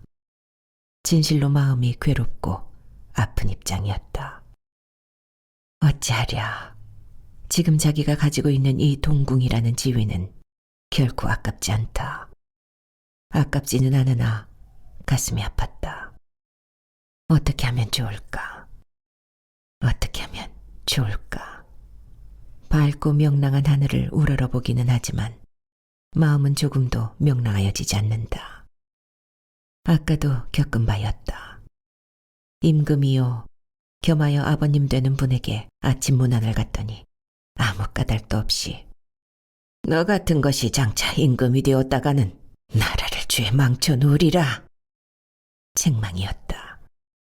이것은 아버님과 아들, 더욱 맏아들이라는 사삿 인연으로 볼지라도 좀 지나치는 책망이거니와 더욱이 자기의 현재의 위가 세자이니만치 세자에게 대한 대접으로는 더 못할 일이다. 그 위에 아무리 살펴 생각하여도 아무 책망 들을 연유도 없는 것을. 아버님의 심경을 모르는 배도 아니다. 아버님은 세자의 위를 자기에게서 떼어서 셋째 동생 되는 충령에게 주고 싶은 것이다. 그러나 그렇게 할 만한 구실이 없기 때문에 화와 역정만 내는 것이다. 이씨 조선 건국된 지 겨우 20년 내외. 근 500년이라 하는 짧지 않은 고려 왕실의 사직을 둘러엎은 지도 날짜가 너무 얕아서 민심이 아직도 안돈되었다고 볼 수 없는 이때에 장차의 왕위라는 문제로서 군신이요 부자지간에 감정이 얽혀 돌아간다니 무슨 일인가. 민망히 짝이 없었다. 어서 애따 받아라 하고 이 동궁의 위를 동생에게 내어 던져주고도 싶었다. 그러나 그렇지도 못할 내력이 첫째로는 말 때까지 까닭 없이 세자를 바꾸었다는 악명을 부왕 전하께 듣게 하여도 안 될 일이요. 둘째로는 현명한 동생 충령이 이 까닭 없이 돌아오는 세자의 위에 결코 서지도 않을 것이다. 그러니까 이 위를 손쉽게 내어놓을 수도 없었다. 그렇다고 또한 그냥 모른 체 하고 있자니 그도 그럴 수는 없는 노릇이.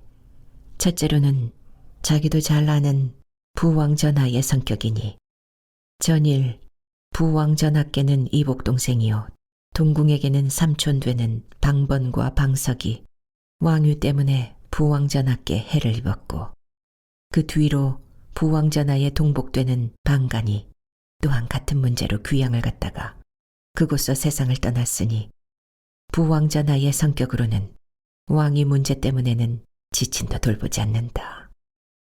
이 즈음 왜 그런지 동궁에게는 생명이라 하는 것도 그다지 귀하게 보이지 않아서 자기가 죽고 살고 하는 것은 문제도 안 삼되 악명은 부왕 전하께 돌려보내고 싶지 않았고 둘째로는 지금 부왕 전하가 내심에 점치고 있는 충령이 인격이 비범하여 장차 왕위에 오르게 되기만 하면 그 덕화가 도저히 자기 따위는 미치지 못할 것 같았다.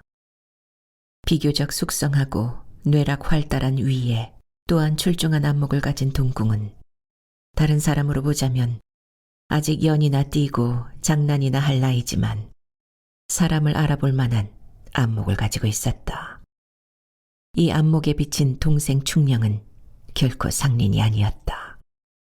그러한 입장에 있는지라 한창 명랑할 나이에 명랑한 하늘 아래서도 어둡고 침침한 기분만 느끼었다. 이렇게 지내기를 날이 가고 달이 가고 철이 바뀌었다. 가을이었다. 우수수 한번 바람이 불 적마다 뜰에 떨어져 널리는 무수한 낙엽들은 춘방 정감들이 일면 걷어치우고 쓸어버리나 끝이 없었다.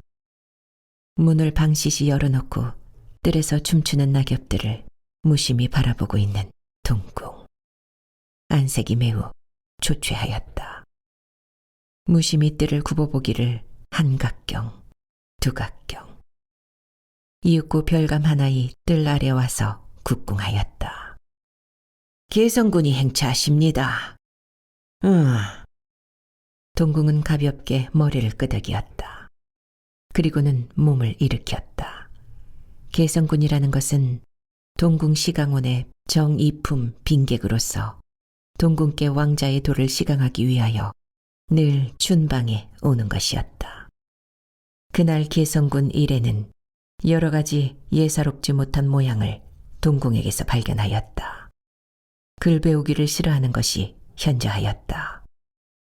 아직것에 동궁은 한 글자라도 더 알려 하였고 한 구라도 더 깨달으려 하였거늘 그날은 웬일인지 자기가 그 앞에서 강론을 하여도 듣는 듯 싶지도 않았다.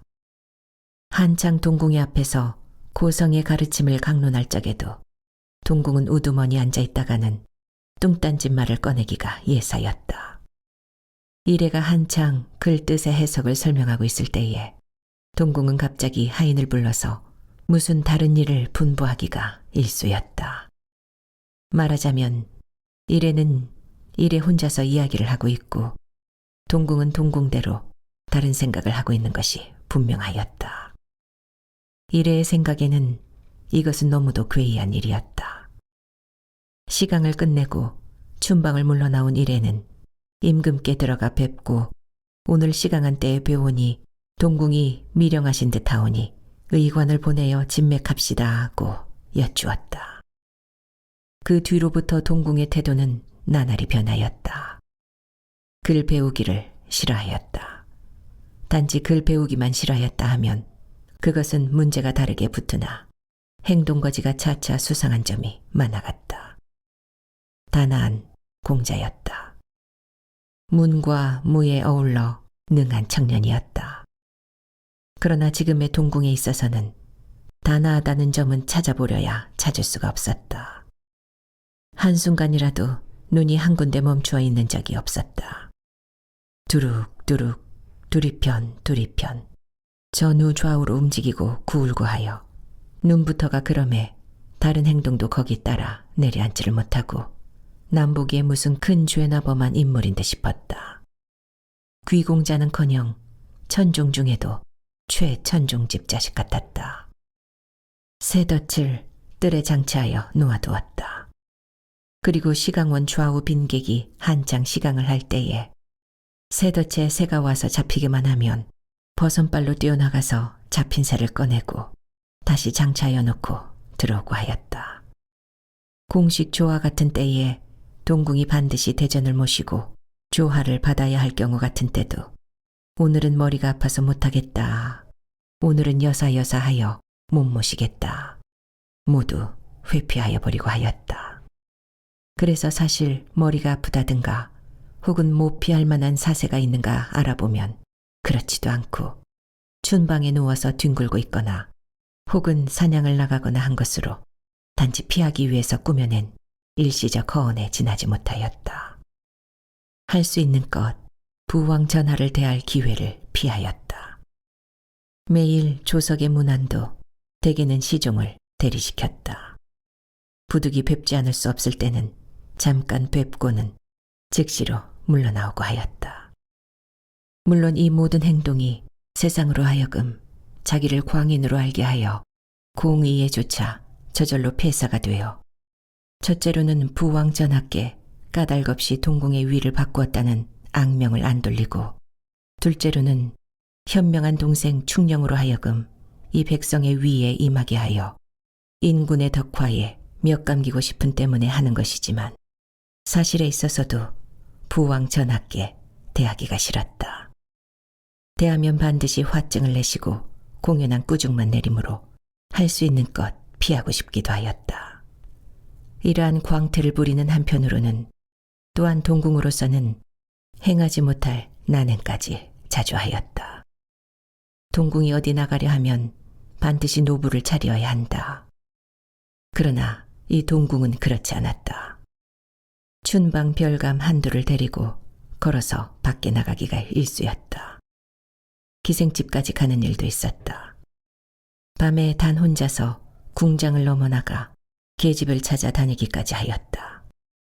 이러한 광태와 난행이 나날이 더하여감을 따라서 무리도 차차 일어나기 시작하였다. 그러나 뜻있는 대신들은 동궁의 난행이 왜 생겼는지를 짐작하고 동궁의 심경을 동정하고 은근히 이를 위로하는 일도 많았다.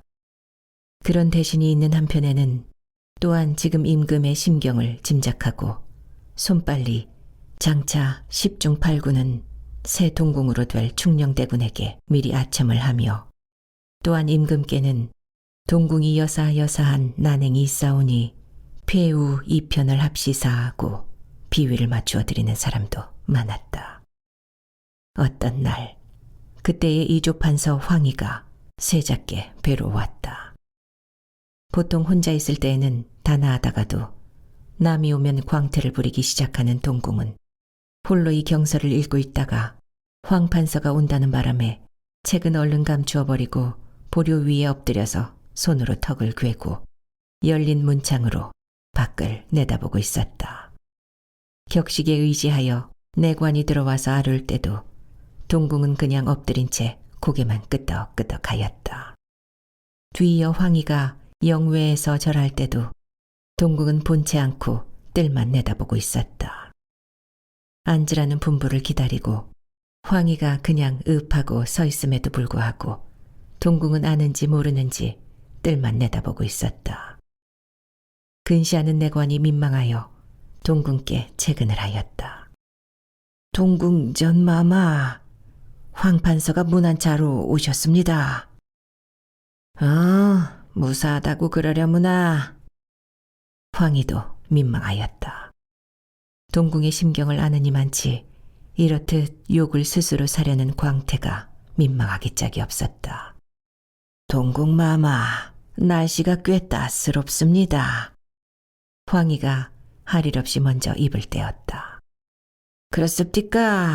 나는 나가보지 않아서 모르겠는걸. 동궁은 그냥 엎드린 채 그냥 손에 턱을 괸 채 그냥 뜰을 내다보면서 대답하였다. 동궁의 심경을 잘 알기에 괜찮지. 만약 심경을 모르는 사람이 이런 일을 담당하였다 하면 얼마나 동궁을 욕을 하랴. 정의품 현임 이조판서에게 대하여 아무리 동궁이라 하나 대하는 격식이 법률로 제정되어 있는데 마치 하레배를 대하듯 하니 욕이 돌아갈 곳은 동궁이다. 그것을 뻔히 알면서도 행하는 동궁의 가슴은 얼마나 아프랴. 황희는 한창의 장년으로서 웬만한 일에는 격동이 되지 않을 사람임에도 불구하고 그의 눈에서는 눈물이 솟아올랐다. 동궁은 한참 엎드려 있었지만 본시 그런 습관 아래 생장하지 않은 사람이라 몸이 거북하여 할 일 없이 일어나 앉았다. 참, 앉으십시오. 아직 서 계셨구먼. 그러면 서 있노라고 말씀을 할게지. 그런데 황판서 눈에서 물이 자꾸 떨어지니 그게 무슨 물이오? 저하께서는 왜 친히 대전께 문호하시기를 게을리십니까? 그렇지 않아도 세자를 미워하는지라 이 때문에 더욱 미워한다 보고 이것을 간청하였다. 동궁의 대답은 간단하였다. 늙은이 냄새가 역해서 안 갑니다. 황희는 가슴이 서늘하였다. 불어 부리는 광태지만 좀 과한 말이었다. 임금의 성격을 잘 아는 황희에게는 이런 말이 임금께까지 가면 폐사는 둘째치고 어떤 일이 생겨날지 예측기 힘들므로서였다. 지인 지능이 있는 황희의 눈에 비친 동궁과 충녕대군 형제분의 우열은 막상막하 난영난제였다. 동궁의 현철학이나 충녕대군의 현철학이나 누가 더 낫고 누가 더 못하다 할 수 없으리만치 막상막하였다. 동궁의 위라 하는 것은 손쉽게 갈기 힘든 것이라 약간쯤은 충녕대군이 우승하다 손치더라도 신중히 일을 행하여야지 경솔히 폐립하는 것은 부당한 것이오늘 더구나 막상막한 이 형제분을 단지 부왕전하의 애증으로서 변경하면 이는 마을 때까지 말썽을 남길 그릇된 일이다. 겉으로 광인을 가장하고 있는 이 동궁의 앞에 황희는 무견히 눈물만 흘리며 앉아 있었다. 무술년에 들어서면서는 동궁의 난행이 더하여 갔다. 그 전 해에 춘방에 잡인배들이 너무 많이 다닌다고 잡아서 몇 사람은 주하고 몇 사람은 찬하고 하였지만 그냥 잡인배는 연락부절하고 세자가 몰래 나다니는 도수도 더 늘었다. 일찍이 고려조의 신하로 있어 본 일이 있는 임금은 지금은 단지 언관들이 상소가 있기를 기다릴 따름이었다. 어느 시대에나 그런 신하가 있는 것과 마찬가지로 단지 임금의 뜻에 맞추기 위하여 동궁의 난행을 가지가지로 들어가지고 폐사합시사하고 상소를 할 신하가 물론 여러 나타날 것이다. 그러면 임금께서는 몇 번 그것을 물리쳐 보신 다음에 공의에 쫓아서라고 폐사를 하실 생각이었다. 기는 무르익었다. 억센 성격의 주인이신 이 임금은 일단 사람을 밉게 보기만 시작하시면 그냥 끝까지 밉게만 보아서 동정심을 결코 일으키시지 않았다. 세자의 이 즈음에 난행의 연유를 뻔히 아시면서도 그 심경을 동정하는 생각은 잃어보시지를 않고 하루바삐 폐사가 되지 않는 것을 조민하게 생각하실 뿐이었다. 세자는 때때로 홀로 이 밤을 새면서 울었다. 세자의 위가 그냥 그리워서가 아니었다. 말 때까지 들을 자기의 악명 때문이었다. 폐사는 지금껏 눈앞의 일로서 오래 기다리지 않아서 반드시 이를 것이다.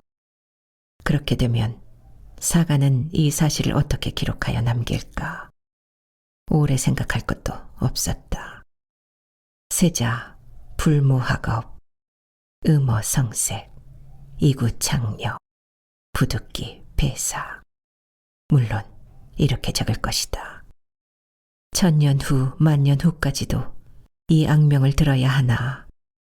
학업에 힘쓰지 않았다 하지만 지금 보통 문신들은커녕 유신 가운데서라도 세자 자기를 당할 만한 학문의 소유자가 극히 드물리라는 점은 세자 스스로도 굳게 믿는 바이었다. 무에 있어서도 궁술, 검술 등 무기를 비롯하여 삼군을 지휘할 병법, 전법에 이르기까지 세자 자기를 당할 무신이 쉽지 않으리라는 점도 굳게 믿는 바였다. 단지 이 세상에 지금 자기가 폐함을 입으면 그 자리에 올라설 충령 한 사람이 자기보다 우승하지 그 밖에는 자기를 당할 사람이 없을 것이다. 이러한 자기가 장래 영구히 학업에 힘쓰지 않아서 폐사되었다는 악명을 쓰는 것은 과연 억울하였다. 이 억울한 점을 생각하면서 밤이 새도록 느껴오는 일이 많았다. 더욱이 이 즈음 소위 공론이라는 것이 차차 일어나는 모양이었다. 소위 공론이라 하여 세자는 학업에 힘쓰지 않고 성색을 좋아하고 여사하니 피해합시사하고 상소하는 무리들도 뻔히 자기의 심경을 안다. 더욱이 유신이라 하며 소학 한 줄도 똑똑히 외지 못하는 무리 가운데 공론을 세우는 자가 더 많은 것을 볼 때에 그런 무리에게 악명을 쓰는 것이 더 억울하였다. 전하, 아버님, 동궁의 자리는 아버님의 뜻대로 충령에게 주겠사오니 악명 하나만은 무명케 해주십시오. 밤을 우러세우면서 부르짖는 이 하소연을 부왕 전하는 모르시는지. 드디어 공론이 공공히 일어날 때가 왔다. 무술년 6월이었다. 공론이라는 것이 일어나기는 하였지만 누구나 다 동궁의 억울함을 아는지라 크게 떨치지는 못하였다. 할 일 없이 임금께서는 좀 더 공론을 재촉치 않을 수가 없게 되었다. 어느 날 임금을 모시는 신하들에게 동궁이 너무 실덕을 해서 동궁은 폐하고 동궁의 맏아들을 세울까보 이런 말씀을 하셨다. 여기 대하여 모였던 신하들은 전하께서 친히 동궁을 교양키 무소부지하왔지만 그래도 실덕을 하옵는데 이제 동궁의 손 아래서 길러난 어린 손주님이 당하겠습니까? 더욱이 아버지를 폐하고 그 아들을 세우신다는 것은 의에도 옳지 못하옵니다. 하였다. 그럼 어떻게 할까? 내 여러 아들 중에 누가 가장 현철해 보입디까? 지사지시는 마격운부올시다. 성심에 딸렸을 따름이옵니다. 이리하여 군신의 세에는 폐립 문제가 이야깃거리가 되었다.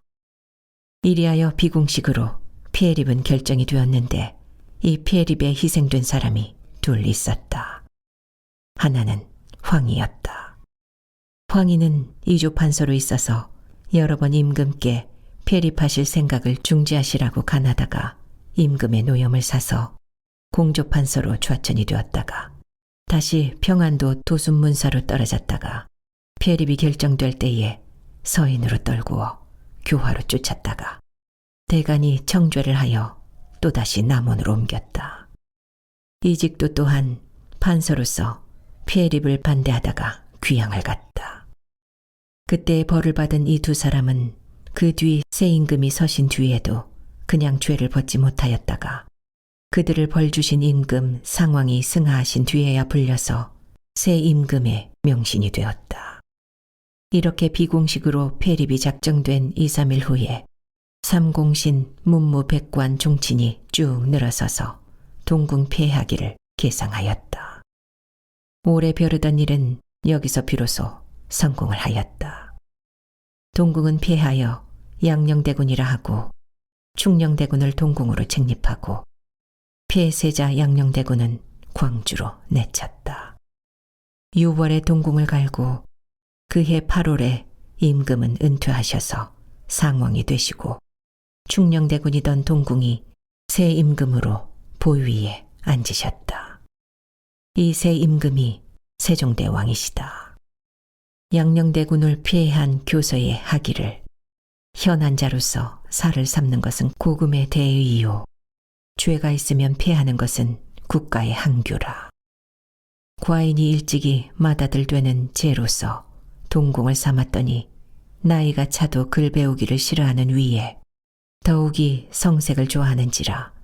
그러나 과인의 생각으로는 나이가 더 들면 고치려니 하였더니 나이 20을 지나면서는 더욱 자심하여 불량 잡배들과 사통하기가 과심하므로 지난해 봄에 복주한 자로 여럿이 되더라.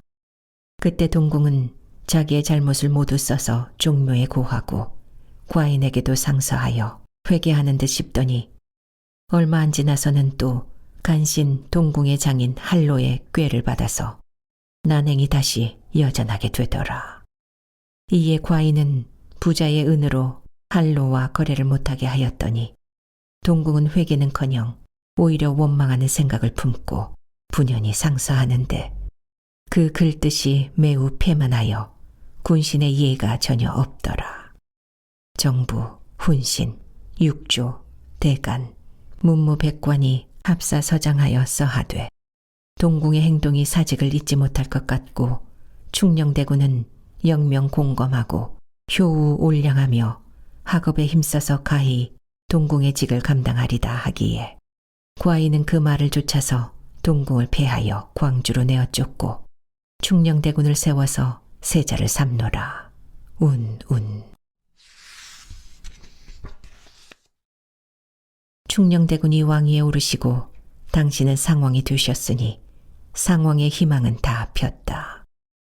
그러나 상왕이 맏아드님을 미워하시는 생각은 결코 변하지 않아.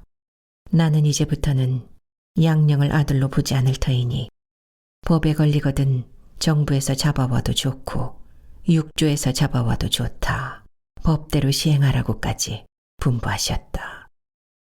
내 의는 좀 잡아 골려다고 하시는 뜻이었다. 고금 동서에 다시 보기 힘든 명군 세종대왕은 이러한 불상사를 보신 뒤에 등극을 하신 분이다. 이 아우님을 보위에 모시기 위하여 스스로는 광주로 쫓겨난 양령. 인제는 속세의 온갖 군잡스러운 문제를 다 털어버리고 나선 그야말로 인선이었다.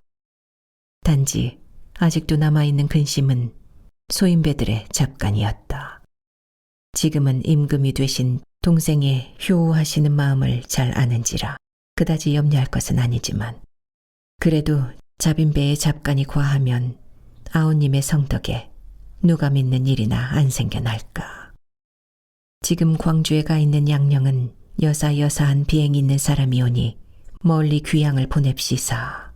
혹은 양령이 폐사가 된 것을 분히 여겨서 지금 누구누구를 끼고 못된 생각을 먹고 못된 일을 하려 하오니 잡아다 주하십사. 물론 그런 무리가 많을 것이다. 그래야만 새 임금이 신임을 하여 줄 줄 알고 그런 참소를 하는 소인배가 많이 생겨날 것이다. 아우님을 잘 알거니 웬만한 참소가 들어갈지라도 움직이지 않으실 줄 짐작은 하지만 그래도 참소가 과하여 성덕에 누가 믿는 일이 생겨나면 어쩌나. 어떤 명랑한 날 아침이었다.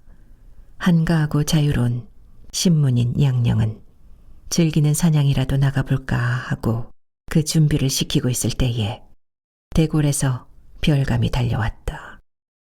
동교까지 좀 오라는 것이었다. 임금은 지금 광주에서 외로이 있을 형님을 생각하시고 오래간만에 한번 만나고 싶으신 생각도 간절하시어 그날 갑자기 동교의 추경을 보러 갈 노부를 꾸미게 하시면서 일변 먼저 형께 동교로 와달라고 별감을 보낸 것이었다. 양령대군도 웬 영문인지 모르고 가마를 동교로 달리고 정부 백관들은 단지 단풍구경 놀이로 알고 따라갔다. 그랬더니 동교에는 대궐에서 먼저 보낸 하레배들이 잔치를 차리고 광주 적소에 있어야 할 양령대군이 또한 그리로 온 것이었다. 임금 형제부는 그새 막혔던 소회도 풀며 유쾌한 하루를 보내고 저녁에 임금은 대궐로 양령은 광주로 각각 헤어졌다. 작별 때의 임금은 사면이 눈물까지 흘리셨다. 그날 밤 양령은 적소의 달을 우러르는 비창한 감회를 처음으로 느꼈다. 그새는 그런 것도 그다지 느껴지지 않더니 오늘 아우님을 뵙고 돌아오매 자리에 냉락하기가 짝이 없었다. 하늘나는 기러기의 소리가 유난히도 구슬프게 들리고 어디서 누가 부르는지는 모르지만 멀리서 들려오는 단소의 소리가 가슴에 서리기 한이 없었다. 아버님 어머님이 그냥 생존해 계시고 아우님이 임금으로서 그 위에 지극히 효우하시고 자기 또한 아무 죄도 없거늘 무슨 까닭으로 이렇듯 적소에 와 있지 않으면 안 되는가. 객회가 지극한 가운데 한편으로는 근심되는 일이 또한 있었다. 오늘 눈치로 보매 임금은 오늘 자기와 동교에서 만날 것을 재상들한테 통을 안 하였던 모양이다. 아까도 말썽 잘 부리는 언관들이 좋다고 먹기는 먹으면서도 수군거리는 눈치가 수상한 데가 있었다. 오늘의 문제 때문에 말썽꾸러기 유신들에게 곤경이나 겪지 않으실까. 근심, 객회, 뒤설이어 양령은 그날 밤 한잠을 못 이루었다. 이튿날 과연 정부에서는 문제가 일어났다. 안 됩니다 하는 것이었다. 국왕이 죄인을 접견하시는 것은 안 됩니다. 이것은 논지였다. 임금에게만 그러는 것이 아니었다. 오늘 입시한 신하 중에 우의정 맹사성과 형조참판 신계는 임금께 안 됩니다 소리를 안 하였다고까지 말썽이었다. 맹사성은 정승으로 앉아서 신계는 법조의 당상으로 앉아서 불가한 일을 보고도 아무 말도 없으니 그 연유를 설명하라는 것이었다. 맹정승은 거기 대하여 이전에 일찍이 양령을 보시지 말라고 계상한 일이 있어서 어제는 가만히 있었노라고 대답하고, 신참판은 본시 풍절이 없으니 이미 때가 늦었는지라 법대로 죄를 받겠노라고 하였다. 그리고 두 사람이 사직을 하였다. 이렇게 벌어지는 사건을 임금은 겨우 진정시키셨다. 그리고 속으로 탄식하셨다. 신하로 국록을 먹는 것들이 임금께 간할 다른 말이 없어서 이런 것을 가지고 이렇듯 으르렁거리는가 하고. 연애 연방 양령에 대한 참소가 임금의 앞에 들어왔다. 사헌부, 사간원, 정원, 홍문관 이 무리들에게서 끊임없이 양령을 국문합시사, 양령을 죄를 더 줍시사, 양령에게 대접이 너무 후합니다. 뒤를 이어서 들어오는 이런 의논에 임금은 언제든 힘있게 머리를 가로저으셨다. 한 번은 김종서가 또 그 이야기를 꺼낼 때 임금은 마치 어른이 어린애를 다루듯이 이렇게 대답하였다. 여러 번째 양령의 일로 말하지만 이것은 내 마음을 잘 모르는 까닭인 모양이외다. 천륜의 순서로 보자면 지금 내가 누리고 있는 위가 양령의 것이 아니오. 그것을 지금 내가 누리고 있느니만치 미안하고 거북한 생각은 가졌을 망정 조금이나마 미워하거나 의심할 생각은 없소이다. 게다가 형제의 정으로 보자면 저 필부들도 저의 형제끼리 서로 좋은 것은 드러내주고 나쁜 것은 감싸주며 어떻게 불행히 죄라도 지어서 관가에 갇히면 뇌물을 써가면서 애거를 하면서 구해내려고 힘쓰지 않오. 그게 형제의 정이라는 것인데 내가 임금으로 앉아서 한낱 필부만도 못해서 되겠소. 더욱이 이 위가 본시 내 형의 것이었는데 장차 상왕전하의 노염만 풀시면 서울로 모셔다가 매일 만나보겠소. 그리고 누군가 무슨 말을 하든 간에 그것이 양령에게 관한 일이라면 절대로 안 들으셨다. 이 갸륵한 신하들은 양령과 무슨 원수를 그렇듯 지었든지 양령의 아들 때문에까지 문제가 생긴 일이 있었다.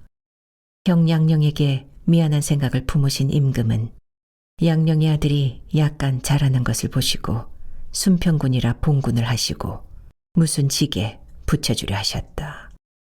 그럼에 대간이며 정부에서 들고 일어나서 양령의 아들도 저의 압이 있는 대로 내쫓읍시다. 벼슬이란 절대로 안 됩니다 하고 야단이었다. 임금은 양령은 종사에 죄를 지었으니 할 일 없이 내보냈거니와 내 조카야 무슨 죄가 있는가 하고 하셨다.